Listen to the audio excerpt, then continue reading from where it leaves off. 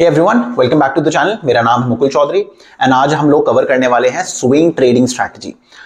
आज की learning video के अंदर मैं आप लोगों को स्टेप बाय स्टेप बताऊंगा कि कैसे मैं स्टॉक्स को ब्रेकआउट के लिए सिलेक्ट करूंगा एंड देन स्कैनर कैसे यूज करने वाला हूं और कितना रिस्क लेने वाले हैं हम लोग, किस टाइप के स्टॉक्स चूज करने हैं, किस टाइप के स्टॉक्स को अभी बस वॉच आउट एक वॉच में डालना है।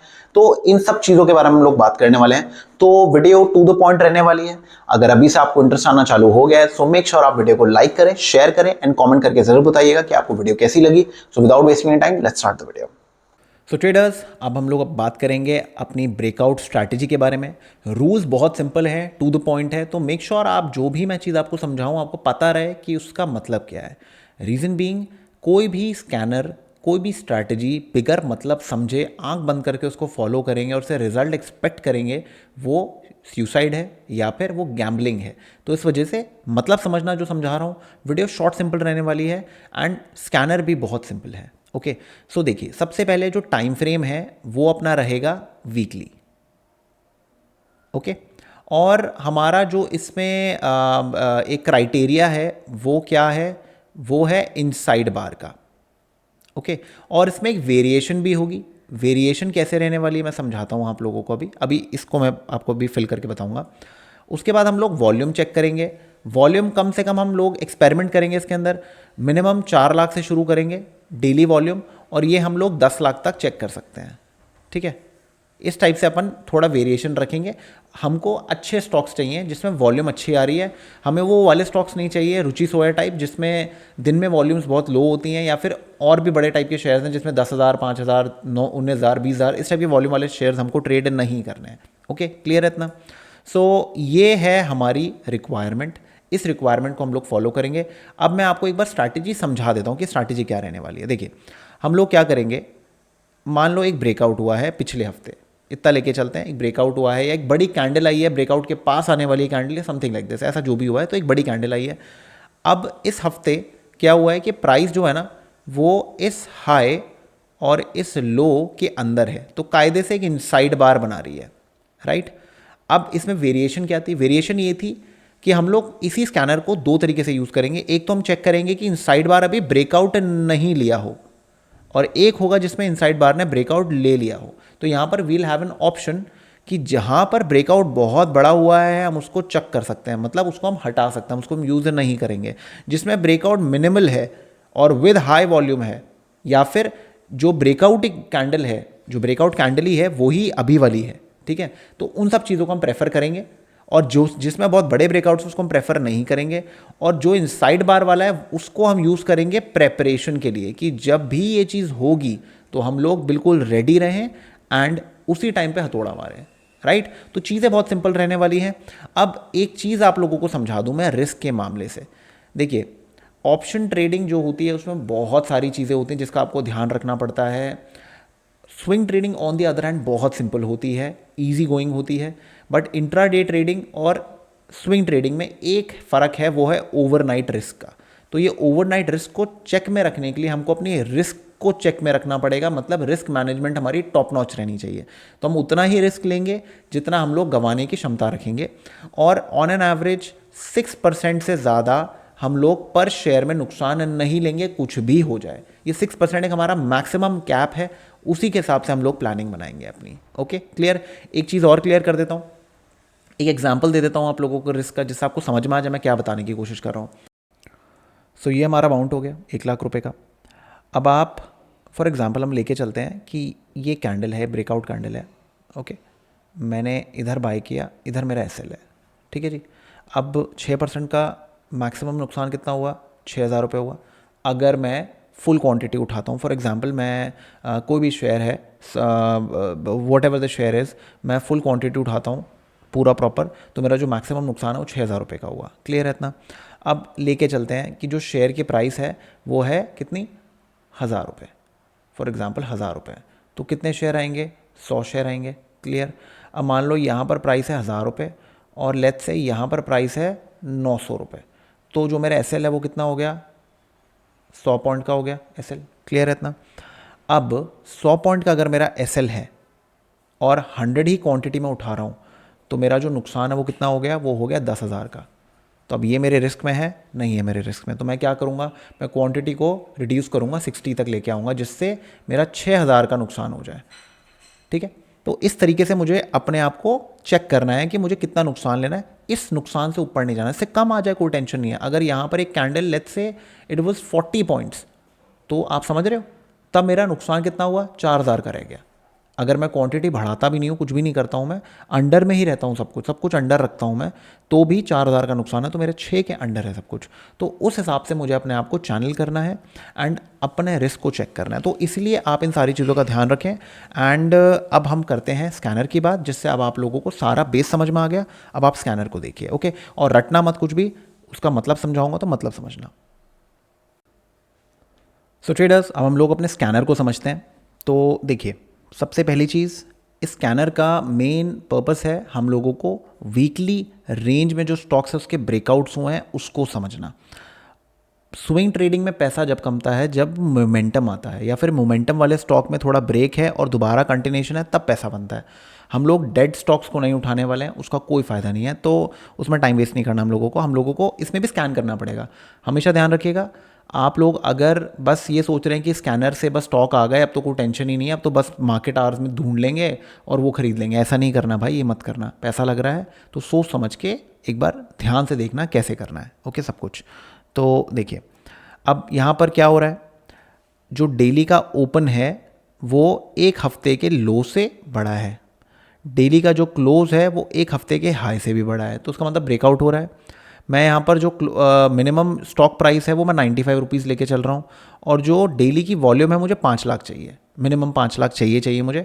रीज़न इसके पीछे क्या है, रीज़न ये है, आप इसमें फ़िल्टर कर सकते हो, 3 लाख, 4 लाख, 2.5 लाख कर लेना, 1 लाख से नीचे मत जाना। इसके पीछे रीज़न ये है कि आप लोगों को ना बहुत ज़्यादा बकवास और वाहियात शेयर्स मिलेंगे, उसका कोई फ़ायदा नहीं है, जिसमें ऑपरेटर्स बैठे रहते हैं, आपको घुमाते रहेंगे, कोई फ़ायदा नहीं है उस चीज़ में। और उसमें ना आपके कभी अपर सर्किट लग रहे हैं, कभी लोअर सर्किट रख रहे हैं, तो उस टाइप के स्टॉक्स में मत घुसिए। तो ये एक मैंने आपको एक टेम्पलेट बता दिया, इसमें आप अपने हिसाब से एडिटिंग करते रहना, ओके।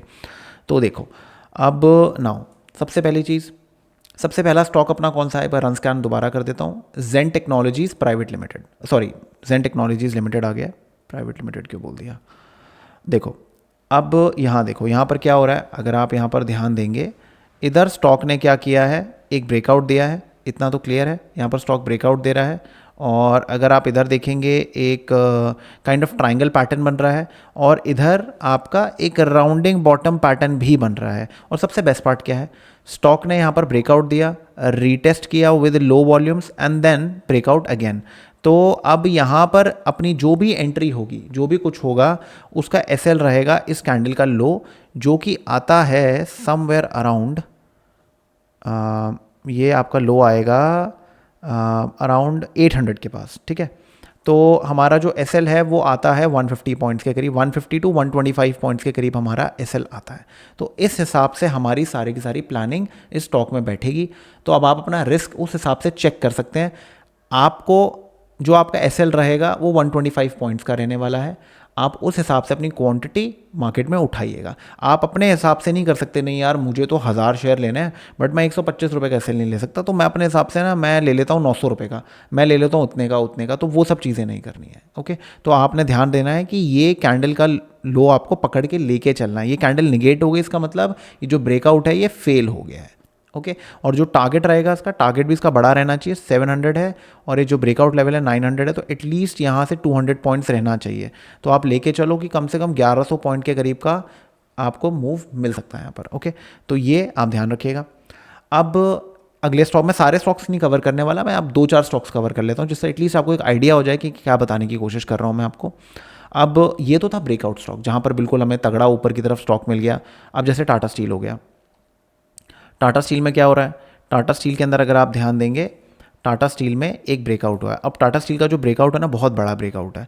ये 1 ईयर का चार्ट है, मैं इसको 3 ईयर्स कर देता हूँ, ठीक है। अब देखो, अब आपको और ढंग से समझ में आएगा। तो अगर आप देखोगे यहाँ पर क्या हो रहा है, इधर एक राउंडिंग बॉटम पैटर्न बन रहा है, ब्रेकआउट हुआ है बहुत अच्छे वाला। तो अपना एसएल कहाँ रहेगा, इस ब्रेकआउट कैंडल के लो के नीचे। ये कहाँ आती है, ये आती है 140 पे। अभी प्राइस कहाँ है 155 पे, तो मोटा मोटी कितने का एसएल हो गया, 15 रुपये का एसएल हो गया। इस हिसाब से क्वांटिटी आप खरीदेंगे और 15 रुपये का एसएल के अंदर आपकी क्वांटिटी होनी चाहिए। अब वो आप देख लो, मैंने आपको क्या बताया था, 6% का हमारा एसएल रहना चाहिए। तो अगर लाख रुपए डाल रहे हो तो 6,000 रुपये का हमारा एसएल रहना चाहिए। उस हिसाब से आप देख लो, 15 रुपये हैं, 6,000 का नुकसान लेना है। अब आपको गणित आती है, गणित कर लो अपनी, आपको अपनी क्वांटिटी मिल जाएगी। क्लियर है, ठीक है, तो ये भी हो गया। अब और देखते हैं और क्या आएगा, और एक काम कर लेते हैं, सेल देख लेते हैं। ये भी अपना स्टील से रिलेटेड स्टॉक है, इसको भी देख लेते हैं, इसमें क्या गेम प्लान चल रहा है।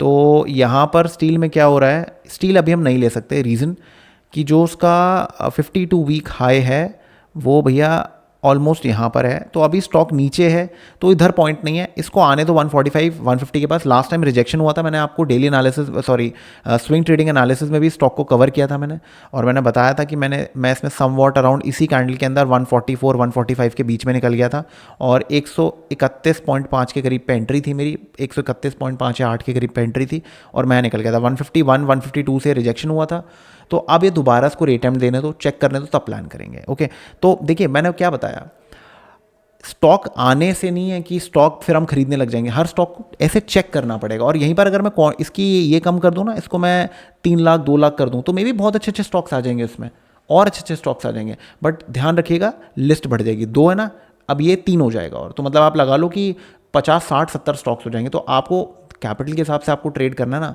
ओवर एनालिसिस भी नहीं करना कि आपने जो अच्छे स्टॉक्स लिए भी हैं उस पर भी आप क्वेश्चन करने लग जाओ। समझ रहे हो बात, ठीक है। तो अब इसके बाद हम लोग क्या देखेंगे, हम टाटा मोटर्स देखते हैं। टाटा मोटर्स आपको पता ही है कि ब्रेकआउट दे रहा है। अब टाटा मोटर्स का इसने क्या रीड किया है, इसने रीड किया है ये कि ब्रेकआउट हो रहा है, तो यहाँ पर ब्रेकआउट हुआ है टाटा मोटर्स में। तो अगर टाटा मोटर्स में मौका मिलता है, देखो मोमेंटम में तो है ही टाटा मोटर्स, अगर इसमें मौका मिलता है तो ये फिर स्टॉक ऊपर जाएगा, अपने ऑल टाइम हाई पे चल ही रहा है बढ़िया तरीके से। तो ये बेसिकली मोमेंटम स्टॉक है, और कहीं ना कहीं इसमें चेजिंग भी हो सकती है। तो अगर आपको ऐसी डेस्परेशन नहीं है तो आप उसको अवॉइड कर सकते हैं, आप टाटा स्टील में हाथ पैर मारिएगा, ठीक है। अब एक बार रैलिस इंडिया देख लेते हैं। मैं रैंडमली उठा रहा हूँ यार, ये मैंने पहले से कोई प्रेपरेशन नहीं की, मैं यही स्टॉक्स उठाऊंगा, बस आपको रैंडमली उठा के बता रहा हूँ। तो अगर आप यहाँ देखेंगे, यहाँ पर क्या हो रहा है, आप इधर देखिए, मैंने इधर क्या किया है, मैंने इधर एक लाइन ड्रॉ कर दी है। अगर आप ध्यान से देखेंगे, इधर स्टॉक ने एक राउंडिंग बॉटम बनाया है, यहाँ पर कॉन्ट्रैक्शन बड़ी थी, यहाँ कॉन्ट्रैक्शन छोटी हो गई, यहाँ पर कॉन्ट्रैक्शन और छोटी हो रही है, यहाँ पर और छोटी हो गई है। तो उसका मतलब क्या है कि ऑलमोस्ट ये 262 से 265 का जो लेवल है, ये एक सम सॉर्ट ऑफ रेजिस्टेंस है। अब अगर ये निकलता है तो प्राइस नेक्स्ट चेक करेगी 290 को, उसके बाद प्राइस चेक करेगी 300 को, एंड देन आपका 320। ये आपके लेवल्स हैं जिसको प्राइस चेक करने वाली है। एसएल अपना क्या रहेगा, एसएल आपका लगभग अराउंड 242 टू 243 के बीच में रहने वाला है। तो ये हमारा एसएल रहेगा यहाँ पर, ठीक है जी। तो ये आपका एसएल हो गया यहाँ पर, और हम इसके यहाँ पर आराम से अपना ट्रेड प्लान कर सकते हैं, ठीक है। तो राइट, अब देखो आपको ना यहाँ पर रैंकिंग बनानी पड़ेगी। एक स्टॉक है यहाँ पर अपने ऑल टाइम हाई को ब्रेक दिया है, तो अब यहाँ कितनी क्वांटिटी डालोगे। एक स्टॉक है यहाँ पर राउंडिंग बॉटम बना रहा है, अब आप यहाँ कितनी क्वांटिटी डालोगे। तो आपको रैंकिंग देनी पड़ेगी कि भैया यहाँ पर मैं लूँगा 6,000 का नुकसान, बट इस टाइप के ब्रेकआउट पे मैं 2,000 से ज़्यादा का नुकसान नहीं लूँगा। तो ये बहुत ज़रूरी है। स्विंग ट्रेडिंग में अगर कामयाब बनना है तो अपने सेटअप्स को रैंक देना पड़ेगा, ठीक है यार। ऐसा नहीं आप गलत प्रूव नहीं होंगे, पैटर्न्स फेल नहीं होते हैं यार, पूरे टाइम हमेशा हो जाते हैं पैटर्न फेल, बट रिस्क अगर चेक में रहेगी तो कभी फ़र्क नहीं पड़ेगा, ओके। और टेंशन नहीं होगी। जितनी ऑप्शन ट्रेडिंग में आप लोग माथापच्ची करते रहते हो ना, स्विंग ट्रेडिंग में वो नाटकबाजी नहीं है, थोड़ा सिंपल है और पैसा अच्छा कमता है। जब मोमेंटम देती है मार्केट तो बहुत उम्दा पैसा कमता है, ओके। तो देखिए, अब उसके बाद जैसे यहाँ पर हो गया आपका, मैं और कौन सा लूँ, इधर मैं ऑरबिंदो ले लेता हूँ। ऑरबिंदो फार्मा क्या कर रहा है, ऑरबिंदो फार्मा आप देखेंगे अगर यहाँ पर, ऑरबिंदो फार्मा अगर मैं यहाँ पर ऐसे दिखाऊं, ऑरबिंदो फार्मा क्या कर रही है, सेम राउंडिंग बॉटम पैटर्न है, यहाँ पर ब्रेकआउट दिया, कैंडल थोड़ी छोटी थी, उसके बाद एकदम से नीचे आई। अब यहाँ पर थोड़ा सा डब्ल्यू पैटर्न बना के अगर ऊपर निकलती है तो यहाँ पर हम लोग बाय प्लान करेंगे। तो अभी ये क्या है, अभी हमारी वेट लिस्ट में है। इसके पीछे रीज़न क्या है, यहाँ रिजेक्शन हुआ है तो थोड़ा सा इसको वेट करके रखते हैं, राइट। मैं बार बार बोल रहा हूँ, थोड़ी मेहनत करनी पड़ेगी भाई, हाथ में आपके परोस के कोई नहीं देने वाला। तो अगर वो चीज़ आपको चाहिए तो आप मेरे स्विंग ट्रेडिंग वाली वीडियोस देख सकते हैं, तो जो मैं आप वीकली डालता हूँ, आप जाके वो देख सकते हैं। वहाँ पर मैं थोड़ी ज़्यादा अच्छे सेलेक्टेड स्टॉक्स डालता हूँ। तो अब इसके बाद सेकंड चेक करते हैं, यहाँ पर और क्या क्या है। हम लोग आते हैं मदरसन सूमी सिस्टम्स पे, इसको चेक करते हैं। मदरसन सूमी में क्या हो रहा है, सेम पैटर्न हो रहा है। देखिए आप, एक बड़ी साइकिल चल रही है यहाँ पर क्या है, जो बड़ा ब्रेकआउट है इस राउंडिंग बॉटम का फ्यूचर में जो होगा, ध्यान रखिएगा। तो ये हो गया नेकलाइन। अभी यहाँ पर क्या हो रहा है, प्राइस ने एक पैटर्न बनाया है, यहाँ पर प्राइस ऊपर गई, प्राइस ने दूसरा पैटर्न बनाया, प्राइस फिर ऊपर गई, रीचेक किया, अब प्राइस फिर ऊपर जा रही है। तो यहाँ पर प्राइस ने बेसिकली इधर एक एक इनसाइड बार बनाया, इसका ब्रेकआउट दिया है। तो यहाँ पर बाय प्लान किया जा सकता है, और जो एसएल है वो आएगा 110 पे, और पहला टारगेट क्या रहेगा, पहला टारगेट रहेगा 130। उसके बाद हम लोग क्या टारगेट करेंगे, 140, एंड देन इस टॉप को टारगेट करेंगे 155। तो ये अपने टारगेट्स रहने वाले हैं, ध्यान रखिएगा इस चीज़ को। ये स्टॉक एक मोमेंटम में है, हमेशा ध्यान रखिए। जो भी टाटा स्टील वाला, जो मैंने आपको एक एग्जांपल दिया, टाटा स्टील वाला स्टॉक यहाँ पर है, इसमें मोमेंटम ज़्यादा होगा, इसमें मोमेंटम कंपेयर्ड कम होगा। क्यों? क्योंकि ये अभी इतना ज़्यादा कह लो न्यूज़ में नहीं आ रहा, या फिर इतना ज़्यादा बायर या रिटेल अभी इंटरेस्ट नहीं है। अभी इसमें मोटी मोटी पार्टियाँ घुसेंगी, और जब ये शेयर इधर आ जाएगा, ये रिटेलों के स्कैनर्स मारना चालू हो जाएगा, तब लोग घुसेंगे। ठीक है जी। तो ये प्लानिंग वाले स्टॉक्स होते हैं जिसमें आप प्लान कर सकते हैं। ओके जी। अब आते हैं आईसीआईसी बैंक में। आईसीआईसी बैंक में क्या है, बहुत बढ़िया प्लान बन रहा है, ब्रेकआउट हुआ है, आप देख सकते हैं यहाँ पर अच्छी खासी बाइंग प्लान है। और आपका जो एसएल है वो आता है समवॉट, मैं एक बार आपको ना बड़े चार्ट पे दिखा देता हूँ। बड़े चार्ट पे हम लोग क्या करते हैं, आईसीआईसी बैंक लिख देते हैं। अब यहाँ देखते हैं, अब यहाँ पर क्या ट्रेड प्लान बन रहा है, आप ये देखिए। यहाँ पर ट्रेड प्लान ऐसे है, प्राइस ने ब्रेकआउट दिया है, एसएल आता है समवेयर अराउंड 1050। तो आपका जो ये 35 रुपये के करीब का आपका एसएल है, उस हिसाब से अपनी क्वांटिटी प्लान कर सकते हैं। ओके, तो ये हो गया आपका, जो मैं आपको बताने की कोशिश कर रहा हूँ कि हम लोग क्या देखने की इसमें प्लानिंग कर रहे हैं, कि हम लोगों को इस टाइप के स्टॉक्स देखने हैं। और इसमें जो मैंने आपको वेरिएशन वाला पार्ट बता रहा था कि इसमें एक वेरिएशन भी होगी। वेरिएशन इसमें कैसे हो सकती है कि हम लोग ना इसके अंदर क्या कर सकते हैं कि जो डेली ओपन है ना, ये हम लोग, जैसे डेली ओपन कह रहा हूँ, सॉरी, डेली क्लोज जो है ये हाई के नीचे है, इसको हम करते हैं तो लेस देन हाई। अब यहाँ पर जो स्टॉक्स आएंगे ना आपके सारे, ये वो आएंगे जिसने ब्रेकआउट्स अभी एज सच अपने हाई के ऊपर नहीं दिए, ऊपर भले जा रहे होंगे बट हाई के ऊपर नहीं दिए अभी इन्होंने। और मैं और दिखाता हूँ आपको, अडानी विल्मर देखते हैं। अडानी विल्मर देखिए आप, ये देखो, एक क्या होता है, थोड़ी बहुत वेरिएशन करने में ना बहुत अच्छे अच्छे स्टॉक्स आ जाते हैं हाथ में। अब आप देखो यहाँ पर क्या गेम प्लान चल रहा है, देखो ध्यान से देखना। प्राइस नीचे जा रही है, ऊपर आई, फिर नीचे आई। आप देखो यहाँ पर प्राइस क्या कर रही है, कंसोलिडेशन करके ऊपर जा रही है। तो जो कॉन्ट्रैक्शन है, यहाँ पर कॉन्ट्रैक्शन देखो, यहाँ कॉन्ट्रैक्शन देखो, और यहाँ देखो, तो उसका मतलब ये है कि अगला शेयर है जिसमें बहुत बड़ा मूव आने वाला है। तो ध्यान रखिएगा, इस शेयर के अंदर एक बड़ा मूव आ सकता है। अभी मैंने आपके सामने एनालिसिस किया, इसके अंदर एक छोटी सी सेटिंग चेंज की, और इसके अंदर आप देख लीजिए एक अच्छा खासा शेयर अपने को दिख गया। तो इन दो चीज़ों से आप थोड़ा फिडल करते रहो। इससे पहले जो बताया था उसका काम था ब्रेकआउट वाले स्टॉक्स देना, इसका काम क्या है कि प्राइस ने एक बड़ी वॉल्यूम कैंडल बनाई है, बट या तो इसके अंदर है कैंडल, या फिर